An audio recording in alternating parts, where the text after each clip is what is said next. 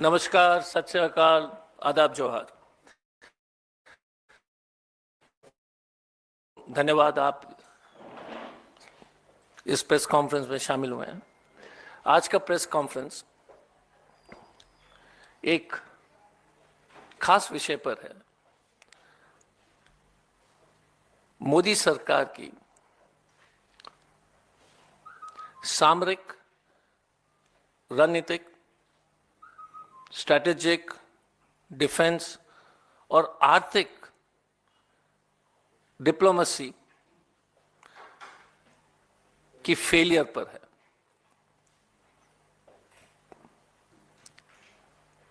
मैं एक छोटा सा वीडियो आपको पहले दिखाना चाहूंगा, उसके बाद उस पर विस्तार से जो है इसकी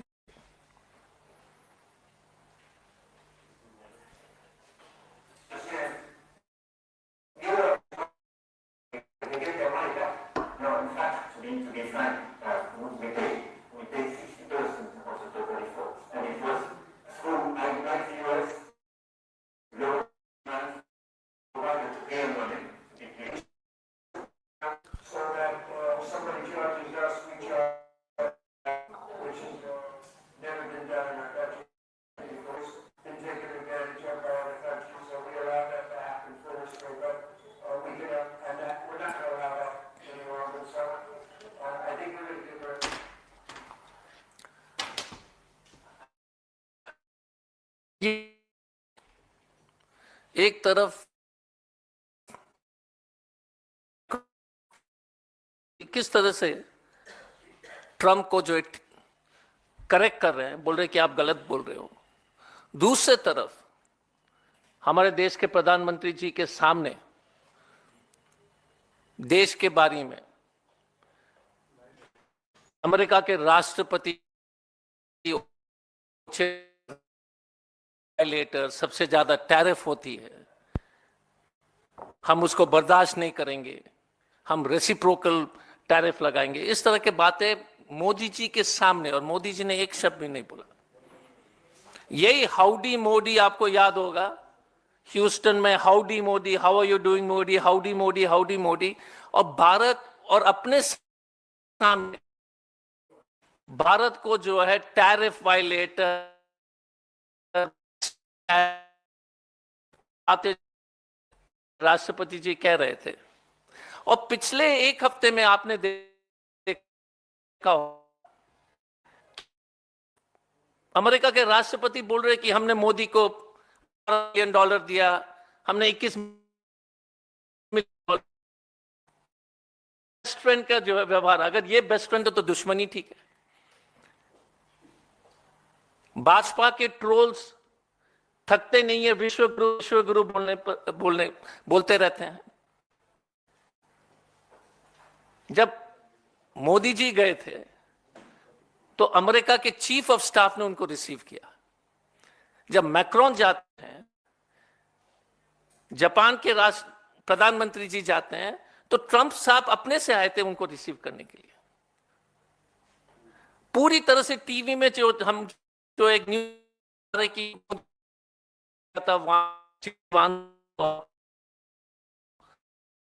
लेकिन किस तरह से अमेरिका इस देश माने।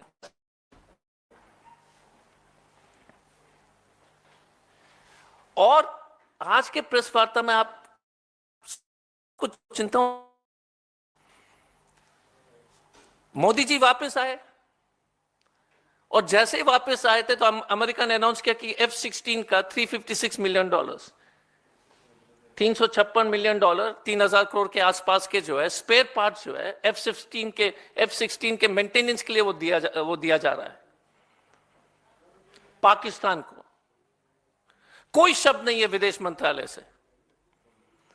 अमेरिका और पाकिस्तान के बीच में जो समझौता हुई थी उसमें यह लिखा गया था कि सीधे तौर से ये F-16 आतंकवाद के खिलाफ इस्तेमाल होगी, और यदि आप उसको जो है आपने जो है अपने पड़ोसी देश के खिलाफ इस्तेमाल किया तो आपके ऊपर कार्रवाई होती है। इस देश के वायुसेना के पदाधिकारी, सेना के पदाधिकारी ने लगातार कहा है 2019 में F-16 को पाकिस्तान ने जो है भारत पर हमला करने के लिए, अपने डिफेंस इंस्टॉलेशंस के ऊपर हमला करने के लिए इस्तेमाल किया। उस पर कोई टिप्पणी नहीं। हम एक शब्द भी नहीं बोल पा रहे हैं अमेरिका को कि आप गलत कर रहे हो। 2022 में बाइडेन ने $450 बिलियन के आसपास F-16 के मेंटेनेंस के लिए दिया था। अब यह स्थिति है कि हम बोल नहीं पा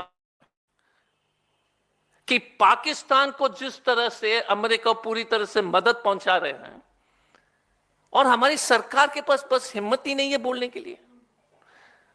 अब एक और दिखाते हैं, देख लीजिए एक photo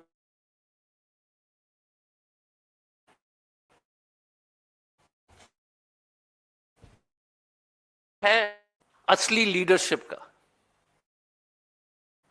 Indira Gandhi ji Richard Nixon के साथ, याद कीजिएगा कि 1971 में, 1971 में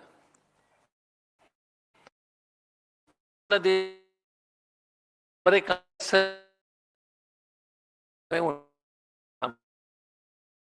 फ्लीट, अमेरिका के सबसे शक्तिशाली नौसेना की जो फौज है, उसके बावजूद हमने देश का सम्मान और इज्जत सिर्फ बचाया नहीं, ऊंचा रखा। यह सरकार थकती नहीं है पंडित नेहरू जी को के ऊपर टिप्पणी करने से। यही जवाहरलाल नेहरू जी, अमेरिका ने कितना दबाव डाला था SEATO, South East Asian Treaty Organisation को मेंबर बनने के लिए। योग को इतिहास पढ़ना चाहिए। अमेरिका ने जो है इंडिया को एक फ्रंट बनाना चाह रहे थे अगेंस्ट कम्युनिस्ट एक्सपेंशन। कितना दबाव था, गरीब देश था, उसके बावजूद पंडित नेहरू ने जो है घुटने नहीं टिकाए, जैसे आपने वीडियो में देखा है। हाल में आप याद कीजिए, प्रधानमंत्री मनमोहन सिंह जी के 10 साल,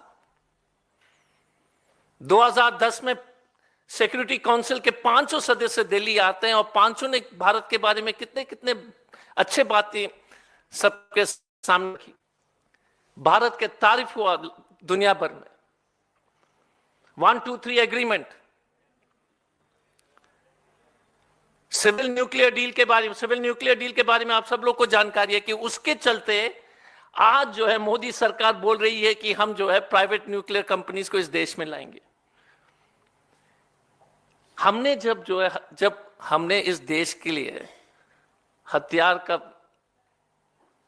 व्यवस्था किया था अमेरिका से, तो हमने क्या किया, सर्कुलर प्लेन जैसे जो है प्लेन के डिटेल्स में दे देता हूं क्योंकि बहुत इंपॉर्टेंट है। C-130, JC-17, Poseidon 8I, Poseidon plane जो है, जो पूरी तरह से हमारे जो व्यापक कोस्ट लाइन पर एक रिकॉनाइजेंस एयरक्राफ्ट के रूप में, सूचना तंत्र के रूप में सुनिश्चित करती है, ये टेक्नोलॉजी सुनिश्चित करती है कि किसी तरह का जो है पानी के माध्यम से, सी के माध्यम से कोई भी जो है अटैक, अगर किस तरह का कोई देश प्रयास करेगा तो हम लोग सुरक्षित हैं। ये थी एक समझदार सरकार की जो है नीति। मनमोहन सिंह जी ने जिस तरह से अमेरिका के साथ हमने संबंध बनाए, $9 बिलियन के जो आर्म्स ट्रेड हुए थे, जितने भी जो सामग्री हमने खरीदा था वो देश के हित में था। अब मोदी जी क्या कर रहे हैं, F-35। अब F-35 के बारे में मैं तो उन्हीं के परम मित्र के जो ट्वीट दिखाना चाहता हूं, देख लीजिए। इलॉन मस्क ने F-35 के बारे में क्या कहा। सरकार ने अभी तक डिनाई नहीं किया कि हमको F-35 नहीं चाहिए। सरकार ने यहां तक भी नहीं कहा कि हम अपने वायुसेना और सेना के वरिष्ठ जनरल से और लोग से बात करके और रक्षा विशेषज्ञ से बात करके बताएंगे कि हमको F-35 चाहिए कि नहीं चाहिए। हमने बात ही नहीं की। और F-35 इस देश के लिए एक मील का पत्थर साबित हो जाएगा। F-35 इस देश के हित में नहीं है। लगातार रिपोर्ट्स आए हैं इसके बारे में।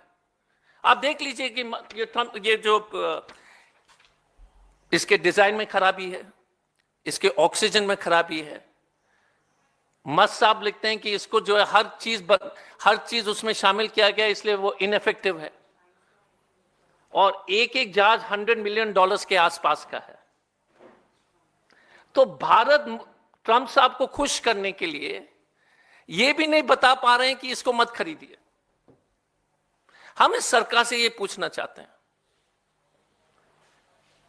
कि आप पाकिस्तान को जो $350 मिलियन से ऊपर का जो है ग्रांट ट्रंप ने दिया, उस पर आपने क्यों विरोध नहीं किया?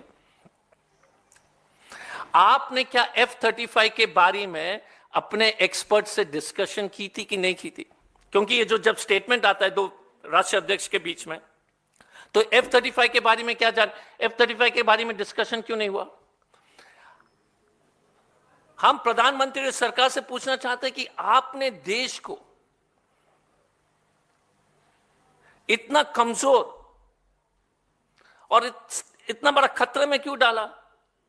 सिर्फ मीडिया इवेंट मैनेजमेंट करके, हाउडी मोदी, परम मित्र, गुड फ्रेंड मोदी करके आपने जो है एक शब्द नहीं बोला पाकिस्तान को जो $350 मिलियन के जो है, और जब $400 मिलियन भी दिया गया था उस वक्त भी आपने नहीं बोला। लाल आंख वाल आंख दिखाने के लिए तो छोटे छोटे लोग के लिए है, जहां पर देश के मान सम्मान की बात है, कोई टिप्पणी नहीं। सेकंड इश्यू में आता हूं और उसी से रिलेटेड है।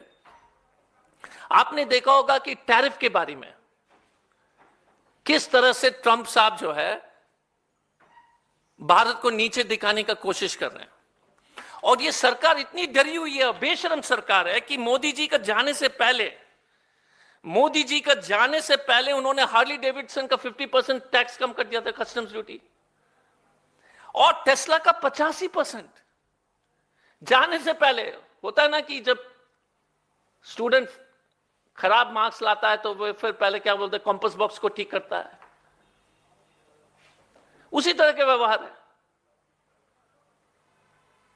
ये F-35 के बारे में एक ही चीज मैं कहना चाहूंगा।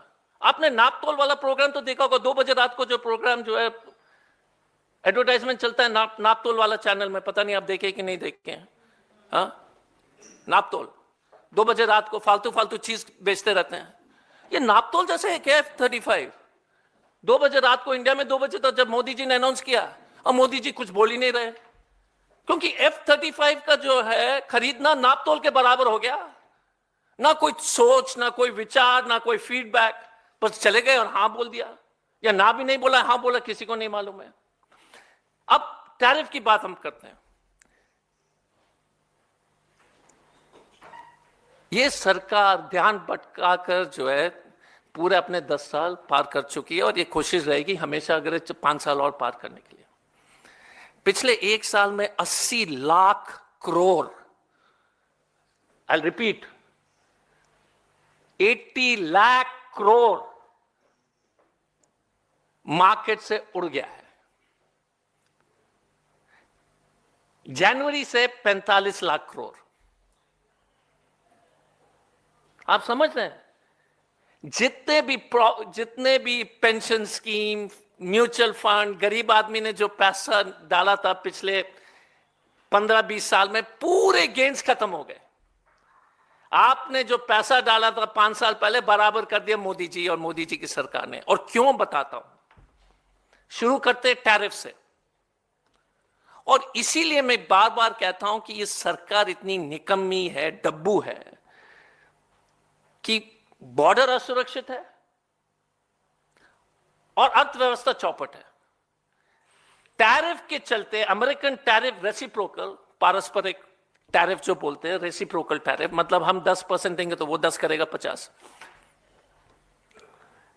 उससे जीडीपी में 0.5 to 0.6% की गिरावट होगी। आप समझ रहे हैं मार्केट क्यों डूब रहा है?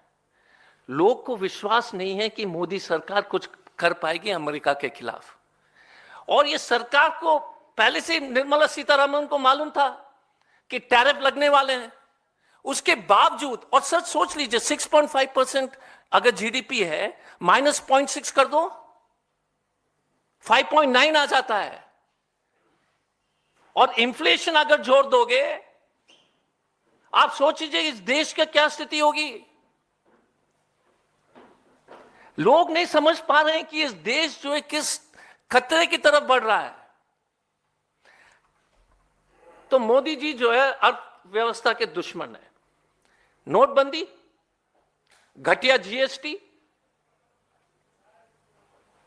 और अब ये टैरिफ, और चौथा अनप्लान्ड लॉकडाउन। अनप्लान्ड लॉकडाउन में एमएसएमई खत्म हो गई पूरी तरह से। जीएसटी के चलते जितने भी बचे कुछ एमएसएमई थे, जो इस देश के जो 60% लोग के जो नौकरी देते हैं, छोटे उद्योग, वो खत्म हो गई। नोटबंदी से जितने भी उद्योग जो बचा कुचा था वो भी खत्म हो गया। तो इस महान व्यक्ति को तो मानना पड़ेगा कि हर तरीके से सुनिश्चित कर दिया कि ये देश खत्म हो जाए। नोटबंदी, फॉल्स जीएसटी, लॉकडाउन, टैरिफ। हमें डर है कि अगर इस तरह से देश की अर्थव्यवस्था चलती रहेगी तो हम आंतरिक रूप से बहुत कमजोर हो जाएंगे। और निर्मला सीतारमण को मालूम, ये बात पता होने के बावजूद कोई करेक्टिव एक्शन उन्होंने नहीं लिया। मैं फिर से रिपीट कर रहा हूं कि जिस मार्केट का 80 लाख करोड़ एक दिन में गायब हो गया, तो आप समझ सकते हैं कि मिडिल क्लास तो खत्म हो गया। आप में से कितने लोग म्यूचुअल फंड में पैसे जमा किए होंगे, ये सोच रहे होंगे कि 10% बढ़ेगा। आप सोच रहे होंगे कि उसमें से हम 5% निकाल करके ईएमआई भर देंगे, है ना। आप में से मैं तो अपने जो है रोज देख करके, जो है मेरे पास वो ऐप है जिसमें देखता हूं कि मेरे निवेश का क्या हुआ। डिप्रेशन में जाना तो मैं उसको खोल देता हूं, सब साफ हो गया। बाय गॉड, मैं अपनी स्थिति में बता रहा हूं, आपको तो छोड़ दीजिए, आपको तो मैं पूरी तरह से सहानुभूति है। और कारण, और सिर्फ एक ही कारण है भाई साहब, नरेंद्र मोदी और भाजपा सरकार। और याद कीजिए, कांग्रेस के समय एक इंटेलेक्चुअल, एक फाइनेंस एक्सपर्ट, जो दुनिया भर में जो लोग कहते थे कि जब तक you have a prime minister like mister Manmohan Singh, India will never have an economic challenge.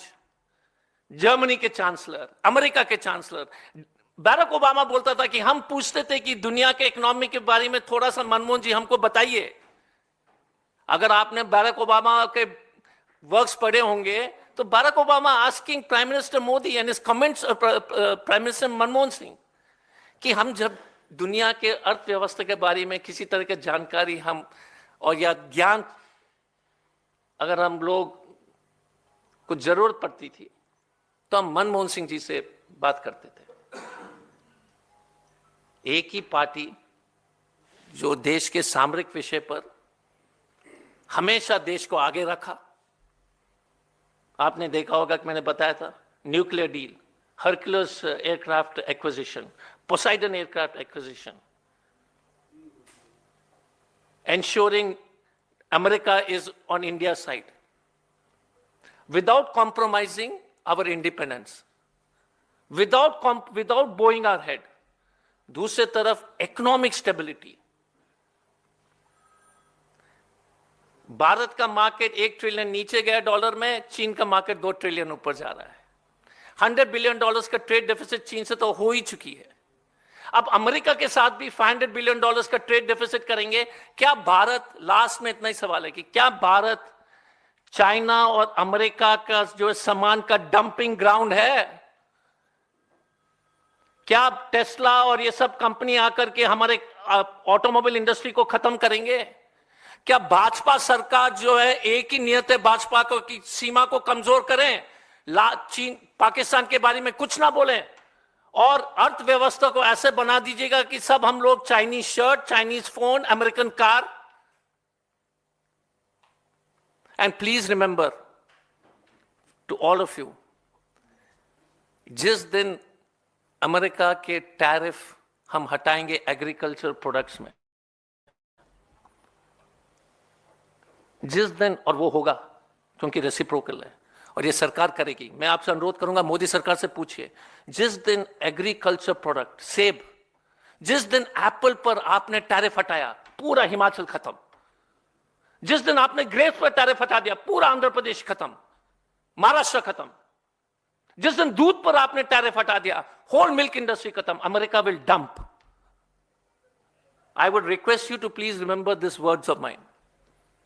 The farmers of India are under the greatest danger, because if American agriculture products come without tariff, we will be drinking California milk,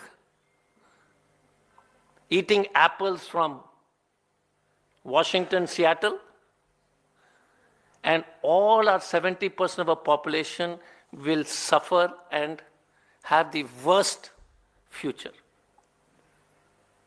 इस देश के लोग नहीं समझ रहे हैं कि I would request you to please highlight this part कि अगर एग्रीकल्चर प्रोडक्ट्स पर टैरिफ अगर उठता है अमेरिका का, तो कोई भी जो है किसान नहीं बचेगा इस देश में.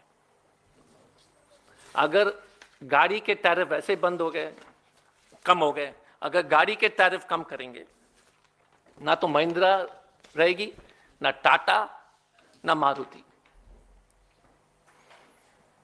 और जब इलेक्ट्रॉनिक्स गुड्स चीन से जब वैसे ही पूरी तरह से आ रहे हैं, तो फिर देश में बनेगा क्या? A country gets weak only on two issues, on border diplomacy and on economic. दो देश आर्थिक अर्थव्यवस्था जिस देश का मजबूत होता है, उस देश को कोई लाल आंख नहीं दिखा सकता. ये मोदी सरकार ने 10 साल में हमको ध्यान भटकाते भटकाते जो है यही एक काम सफल कर दिए कि हमने अपने जो है घर बेचते हुए देखा नहीं है. स्टॉक मार्केट उड़ गया, अब किसान ही बचा है और आप सब लोग बचे हैं. कुछ दिन बाद एक अच्छी बात होगी कि प्रेस कॉन्फ्रेंस में you'll wear Brooks Brothers shirt and all American company clothes and watches, Timex watch, Titan को तो खत्म कर देंगे. अगर कोई सवाल है तो इसलिए ये बहुत ही इंपॉर्टेंट विषय है, स्ट्रेटेजिक विषय है. धन्यवाद. मांग क्या है कांग्रेस पार्टी की? पूरा आपने समस्याओं को तो बताया. इस मसले पर आप कह रहे हैं कि सामरिक मामले में, आर्थिक मामले में, कूटनीतिक मामले में मोदी सरकार जो है नाकाम रही है, खासतौर पर अमेरिका का जो दौरा रहा पीएम का. तो आप लोग क्या कुछ सुझाव देना चाहेंगे या क्या मांग करेंगे सरकार से? पहला है कि F-16 को जिस तरह से स्पेयर पार्ट्स के लिए लगातार पिछले 10 साल में अमेरिकी सरकार, बाइडेन जी हो या ट्रंप जी हो, पैसे दे रहे हैं, उस पर हमारी सरकार ने कभी विरोध नहीं किया. और पाकिस्तान ने हमेशा अपने F-16 हमारे देश के खिलाफ इस्तेमाल किया है. तो आप क्या कर रहे हो? हमेशा बोलते हो पाकिस्तान लाल आंख, लाल आंख. जहां पर लाल आंख दिखाना है तो एकदम जो है गायब हो जाते हो. अभी सामने तो आपको उदाहरण दे रहा हूं, बोल, क्योंकि ये सिर्फ हॉट एयर वाला सरकार है, करते तो कुछ नहीं है. बोलते हैं पाकिस्तान को हम उड़ा देंगे. अरे आप पाकिस्तान को $350 मिलियन अभी मिला है, आपने क्या किया है? एक स्टेटमेंट आपने पढ़ा है? पहला. दूसरा F-35 को आप नकारिए, पब्लिकली बोलिए हमको नहीं चाहिए, क्योंकि आपने पब्लिक डोमेन में कहा कि हमको कोई सुकोई प्लेन ज्यादा फायदेमंद है. आपके विशेषज्ञ, एयरफोर्स एक्सपर्ट्स, डिफेंस एक्सपर्ट्स, आपने कहा है ये पब्लिक डोमेन में. तो आप क्यों नहीं बोलते कि हम नहीं लेंगे? आपकी हिम्मत क्या है? आप देश को जो आप इतने डरे हुए कि आप बोल भी नहीं पा रहे हो कि F-35 नहीं लेंगे, और सब कहते हैं कि सबसे बड़ा, सबसे बेकार एयरक्राफ्ट है. ये तो दो चीज है. टैरिफ के बारे में मोदी सरकार, एग्रीकल्चर टैरिफ के बारे में किसी हालत में अगर आपने एग्रीकल्चर टैरिफ अगर हटा दिया तो देश के 60% लोग भूखमरी की स्थिति में पहुंच जाएंगे. उस पर आप क्यों नहीं स्पष्ट कर रहे हैं देश को? आप क्यों नहीं स्पष्ट कर रहे हैं कि टैरिफ के चलते 0.5% जीडीपी कम हो रही है? तो आप उस पर क्या कर रहे हो? आपका क्या सुझाव है? 80 लाख करोड़ जो पिछले एक साल में स्टॉक मार्केट में उड़ गया है, पिछले एक हफ्ते में, एक महीने में तो 1 lakh crore, totally I think इस साल में 3 लाख करोड़ के आसपास FII फॉरेन इन्वेस्टमेंट जो है इस देश से, और FII जो है यहां से पैसे निकाल करके, सर सोच लीजिए, यहां से पैसे निकाला और डाला कहां बताइए? चाइना में. Let me make it very clear. The money which is being removed from India is going to China. You can Google, you can search. I'm not saying it for the sake of saying it. तो भारत से पैसा निकाल करके American FIIs, European FIIs China में डाल रहे हैं उनके स्टॉक मार्केट में. तो हमारा कहना है कि सरकार ने एक स्टेटमेंट स्टॉक मार्केट लॉस पर नहीं कहा, एक स्टेटमेंट टैरिफ पर नहीं कहा, एक स्टेटमेंट उद्योग पर नहीं कहा, इसलिए मार्केट गिर रही है. लोग को विश्वास नहीं है. एंड आई टाटा मोटर्स के स्टॉक इतने क्यों कम हो रहे हैं? ऑटोमोबाइल सेक्टर्स के कंपनीज के स्टॉक इतने कम क्यों हो रहे हैं? Because of tariff. Drug companies के ऊपर ट्रैक, ड्रग कंपनीज, सिप्ला, सन, सब ड्रग कंपनीज का आप स्टॉक बाजार देख लीजिए, क्यों कम हो रहे हैं? इन्होंने कहा कि हम टैरिफ डालेंगे 50%, 100%. तो जब आपकी सामान बिकेगी नहीं, 30% of the sale of drug companies of India is in the United States of America. These are all data available. तो मैं आपको कह रहा हूं कि अगर 30% बिक्री नहीं होगी, वो कंपनी डूब जाएगी. तो ये सरकार क्लियर करें कि आपका रोड मैप क्या है देश को बचाने के लिए. बिकॉज 6.5 से 7% से आप 6% तक GDP लाओगे तो आप तो जानते हैं कि क्या होगा देश में. हमारी सैलरी कम हो जाएगी, आपकी कम हो जाएगी, EMI भर नहीं पाएंगे. लेकिन एक एडवांटेज जरूर है कि ब्रुक्स ब्रदर के जूते पहन लेंगे. हाँ, EMI खत्म हो जाएगा, लेकिन जूता जो है अमेरिकी होगी. Any other question? कोई भी कुछ भी पूछ लीजिए. Is there some, do you have any roadmap? You raised certain queries that if no tariff is imposed on this, your agricultural products from US and all, do you have any roadmap? What should be done? What should government do, So I want to ask prevent you, this disaster, as you said? no, so if you remember, you saw the way Canada and Mexico reacted, and the tariffs were dropped. My question is, India has to make a case. You have to engage with the Trump government saying we will not accept it because these are reasons specific to this country. Or you have a plan to protect yourself, take the risk, and how do you develop the country? But I'm asking a very simple question, sir. If you remove tariff on agricultural products,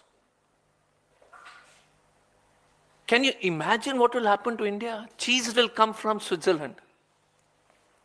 Milk will come from the United States. Milk powder, and then they'll mix it here. There'll be no agriculture left, and I'm sorry, I'm unable to communicate my anguish and pain that what will happen to Indian farmers is genuinely unbelievable. आप Saudi Arabia जाइए, Jordan चले जाइए, उनके जो है mall में सिर्फ विदेशी खाने की सामग्री है. No agriculture in Jordan. No agriculture in all these countries will be finished. So that's one issue. Any other question? I know it's a complicated topic. I hope it was interesting. I tried my best. No, it's an important topic.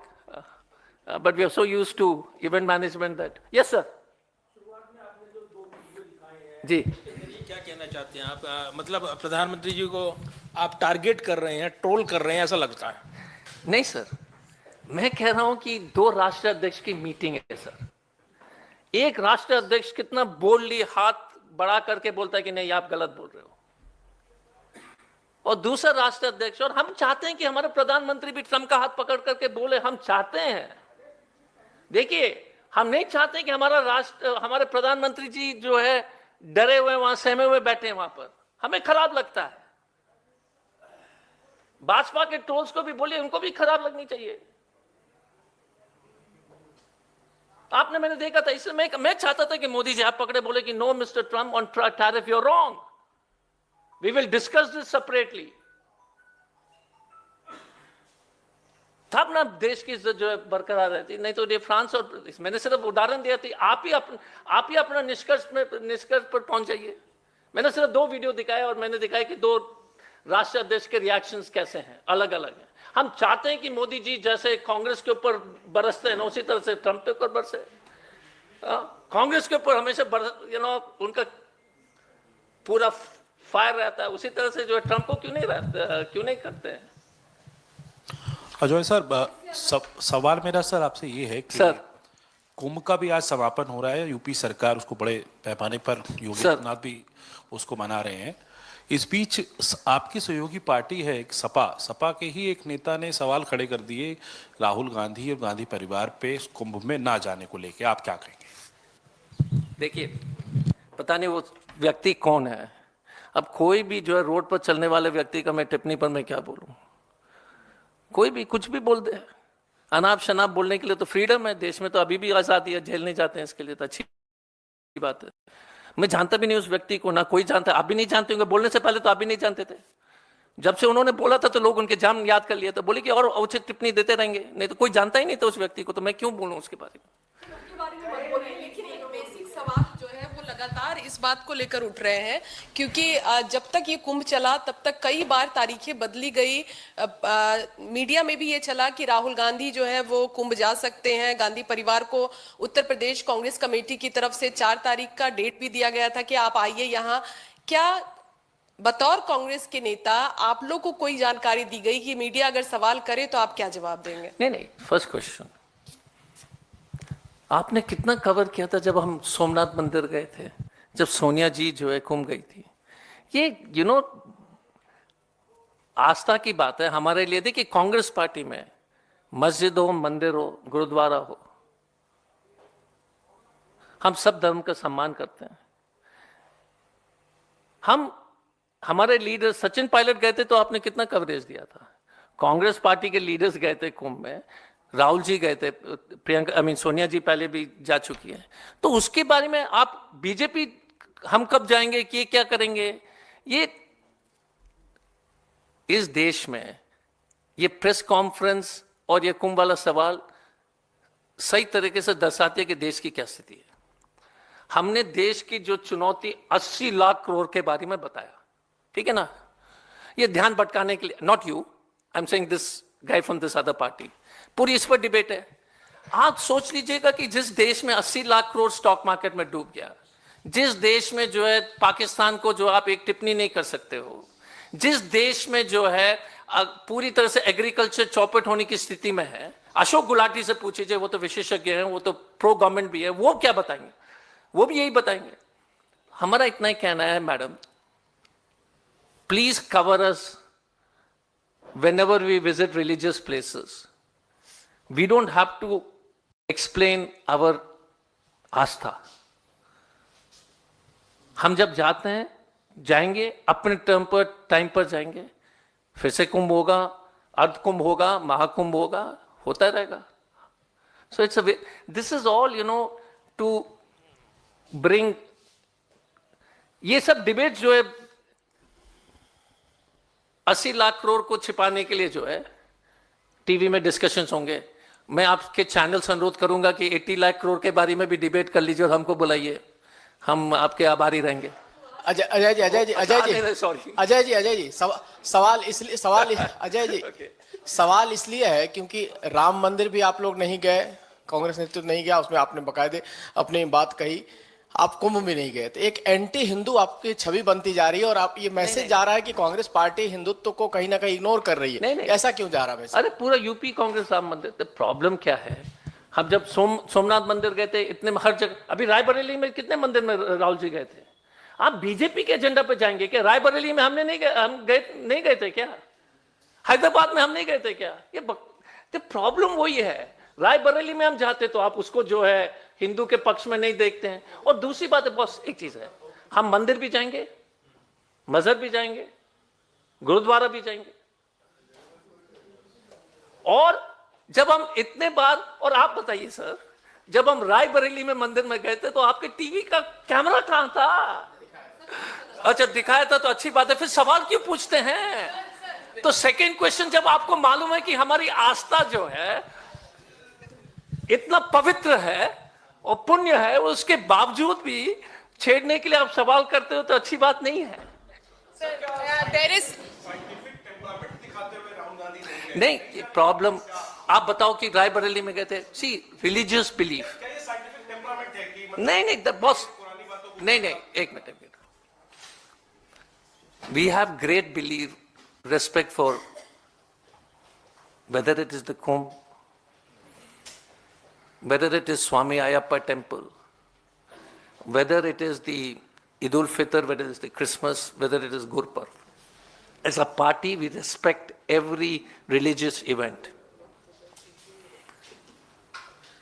My only disappointment is that this press conference will ignore 80 lakh crores of loss. My only pain, hey boss, you have to listen to my agony, कि मेरा दर्द कि 80 लाख करोड़ पूरा मध्य वर्ग road पर आ गया, बच्चे का फीस नहीं भर पा रहा है, पूरे घर खाली हो गया, और आप जो है ढोंगी, आप नहीं मतलब भाजपा के ढोंगी एजेंडा पर मत जाइए. हमारे आस्था जो है, राहुल जी कितने आपको, आप यार आप ही तो कवर किए थे जब हम गए थे उज्जैन में, भूल गए? उस पर स्टोरी लिखिएगा कि the amount of visits we have done across India. So मेरा इतना ही कहना है सर. सर 66 करोड़ लोग कुंभ हो आए, फिर राहुल जी क्यों नहीं गए? बस यही सवाल था. मैडम इतने लोग गए थे सोमनाथ मंदिर, इतने क्यों नहीं, आप क्यों नहीं गए? आप क्यों नहीं गए सोमनाथ? हाँ फिर यार ऐसी बात कुछ हो सकती है? इसका क्या जवाब है? सोनिया जी गई थी तो उस वक्त आपने कुछ नहीं बोला. तो मेरा इतना ही कहना है कि प्रियंका जी, सब लोग, we will decide, but important thing. No, I want to finish off. You're very excited, but I want to finish off with one thing. I request you again, what I spoke today on the danger of the economic situation of the country, I'm telling you. Madam साहब लोग, आप समझ नहीं रहे, नौकरी सबकी चली जाएगी, कुछ नहीं बचेगा. जीडीपी अगर 5% के नीचे गया, we will be finished as a country.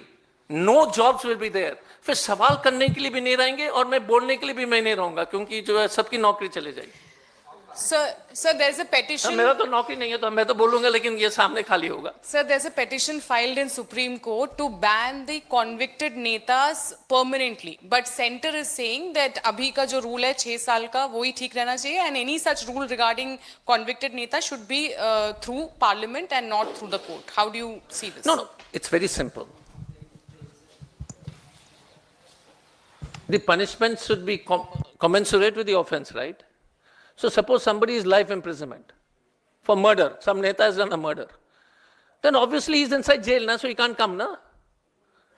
But suppose I do a post, go to Modi ji's house and demonstrate, and they put 353 against me, obstructing government officials from doing their duty. 7 साल है?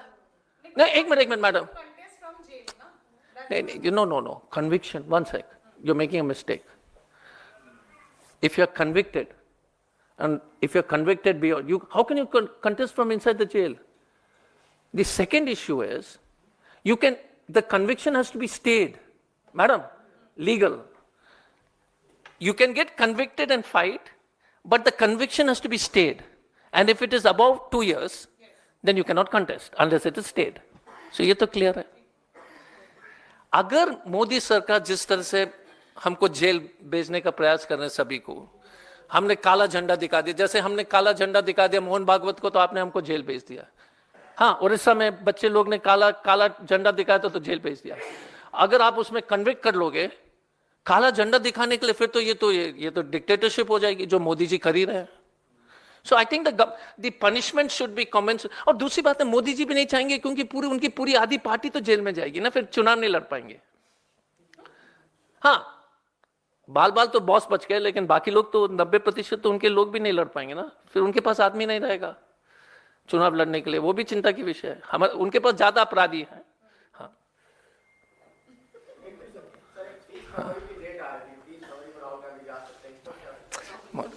Sir, Ashish sir, 80 lakh crore, I beg you can put this story tomorrow. But ये जो stock market tariff, nobody is understanding the danger, I'm telling you. नौकरी नहीं रहेगी, defence colony के मकान बिकने लगेंगे.